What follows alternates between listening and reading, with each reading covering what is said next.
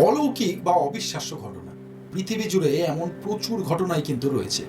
আজ বলবো এমন 4টি রোমহর্ষক ঘটনার কথা যা শুনলে আপনারা চমকে উঠবেনই।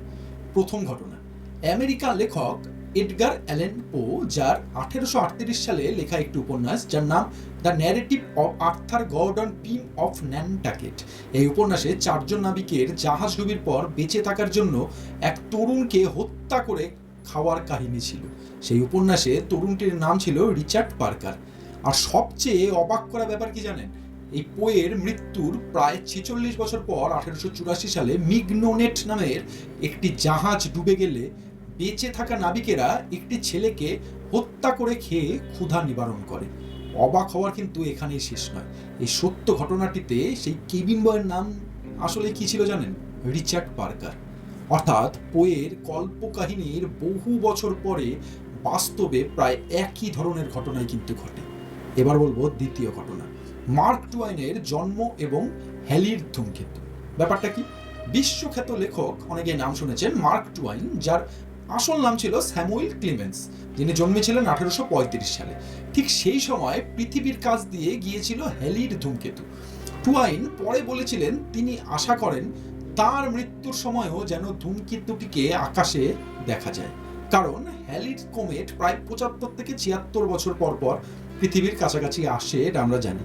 অবিশ্বাস্যভাবে টুয়াইন মারা যান 1910 সালে, আর সেই বছরই হ্যালির ধূমকেতুটিকে আবার পৃথিবীর কাছ দিয়েই দেখা যায়। অর্থাৎ তিনি যে বছর জন্মেছিলেন সেই বছর ধূমকেতু দেখা গিয়েছিল, আর তার মৃত্যুর বছরও এই কোমেটটি ফিরে এসেছিল। মার্ক টুয়াইন নিজেও এই কোইন্সিডেন্স সম্পর্কে আগে থেকেই মন্তব্য করে রেখেছিলেন। এবার প্রশ্ন হলো, তিনি কি নিজের ভবিষ্যৎ জানতেন? এটা একদমই সম্ভব না, কারণ হ্যালির ধূমকেতুর কক্ষপথ বিজ্ঞানীরা আগে থেকেই কিন্তু জানেন। কিন্তু একজন মানুষের জন্ম এবং মৃত্যুর সঙ্গে একই মহাজাগতিক ঘটনার দুবার মিলে যাওয়া নিঃসন্দেহে অসাধারণ এক কোইন্সিডেন্সই বটে। এইবার বলবো পরের ঘটনা, আর এই পরের ঘটনার সাথে বলা যেতে পারে একটা বাংলা প্রবাদের কথাও, রাখে হরি মারে কে। 1911 সালে ভায়োলেট জোসেফ নামের এই তরুণীটি অলিম্পিক জাহাজে কাজ করতেন। সেই বছর অলিম্পিক দুর্ঘটনায় পড়ে, মানে এই জাহাজটি দুর্ঘটনার কবলে পড়ে। পরে তিনি টাইটানিকেও কাজ করেন। 1912 সালে জানেন যে টাইটানিক জাহাজটি ডুবে যায়। সেখানে লাইফ বোটের সাহায্যে প্রাণে ফিরে পান এই মহিলা। কিন্তু গল্প এখানেই শেষ নয়। পরে তিনি টাইটানিকের আরেক সিস্টার শিপ ব্রিটানিকেও কাজ করছিলেন। 1916 সালে এই ব্রিটানিক ডুবে যায় এবং সেখানে থেকেও ভায়োলেট জোসেফ কিন্তু বেঁচে যান। অর্থাৎ একই ব্যক্তি 3টি একই রকম জাহাজের সঙ্গে যুক্ত ছিলেন এবং দুটির মর্মান্তিক ভরাডুবির পরেও প্রত্যক্ষভাবে তিনি বেঁচে যান। তাই তার ডাকনাম হয়ে যায় মিস আনসিনকেবল। পরের ঘটনাটিও অনেকটা এই আগেরটির মতোই, তবে এটি আরও চমকপ্রদ। কি সেরকম? এটা 29 বছর বয়সী একজন মানুষ সুতোমু ইয়ানোগুচির একটা ঘটনা। তিনি ছিলেন একজন জাপানের ইঞ্জিনিয়ার। কাজের সূত্রে তিনি 1945 সালের 6ই আগস্ট হিরোশিমাতে ছিলেন। সেদিন সকাল 8:15 কিছু পরে এনোলা গায়ে থেকে লিটিল বয় নামক পারমাণবিক বোমাটি ফেলা হয়। বিস্ফোরণের সময় তিনি শহরের কেন্দ্র থেকে প্রায় 3 কিলোমিটার দূরে ছিলেন।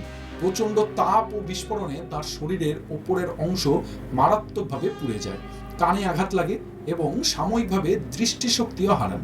কিন্তু তিনি বেঁচে যান। পরের দিন অর্থাৎ 7ই আগস্ট গুরুতর আহত অবস্থাতেই তিনি নিজের বাড়ি অর্থাৎ যেটা ছিল নাগাসাকিতে সেখানে ফিরে যান। এরপর আসল চমক, নাগাসাকিতে ফিরে এসে মাত্র 2 দিনের মধ্যেই তিনি আবার তার কাজে যোগ দেন। সেই দিনটা ছিল 9ই আগস্ট। সেদিন সকালে তিনি তার ঊর্ধ্বতন কর্মকর্তাকে হিরোশিমার ঘটনাটি বোঝাচ্ছিলেন যে কিভাবে একটি মাত্র বোমা পুরো শহরটিকে ধ্বংস করে দিতে পারে। কর্মকর্তার কাছে কথাটা অবিশ্বাস্যই মনে হচ্ছিল। আর ঠিক তখনই সকাল 11:02 নাগাসাকির আকাশে বিস্ফোরিত হলো দ্বিতীয় পারমাণবিক বোমা ফ্যাটম্যান। এই ইয়ামাগুচি আবার সেই একই ভয়ঙ্কর সাদা আলো দেখলেন। বিস্ফোরণের শকওয়েভ তাকে মাটিতে ফেলে দিল এবং অফিসের জানালাগুলো পর্যন্ত তিনি উড়ে যেতে দেখলেন। এবারও তিনি প্রাণে বেঁচে গেলেন। ইতিহাসবিদদের মতে আরও কয়েকজন মানুষ কিন্তু এই 2 হামলারই প্রত্যক্ষ অভিজ্ঞতার মধ্যে পড়েছিলেন, কিন্তু এই সুতোমো ইয়াগুমোচি ছিলেন জাপান সরকারের আনুষ্ঠানিকভাবে স্বীকৃত প্রথম এবং একমাত্র ব্যক্তি যিনি দুটি অ্যাটমিক বোম্বিংয়ে সার্ভাইভার হিসেবে স্বীকৃতি কিন্তু পেয়েছিলেন। ফান্ডামেন্টাল অফরনিলে চলছে অবিশ্বাস্য কাকতালীয় ঘটনা নিয়ে ইন্টারেস্টিং ট্রিভিয়া পর্ব। যারা এখনো আগের এপিসোডগুলো দেখেননি তারা অবশ্যই দেখে নিন। ফিরবো নতুন পর্বে আরও এরকম দুর্দান্ত রোমহর্ষক পর্ব নিয়ে, আরও চমক নিয়ে। আর আজকের ভিডিওটি যদি ভালো লাগে অবশ্যই লাইক, কমেন্ট, শেয়ার করবেন। নমস্কার, আমি অর্পণিল, দেখা হচ্ছে নতুন আরেকটি ভিডিও।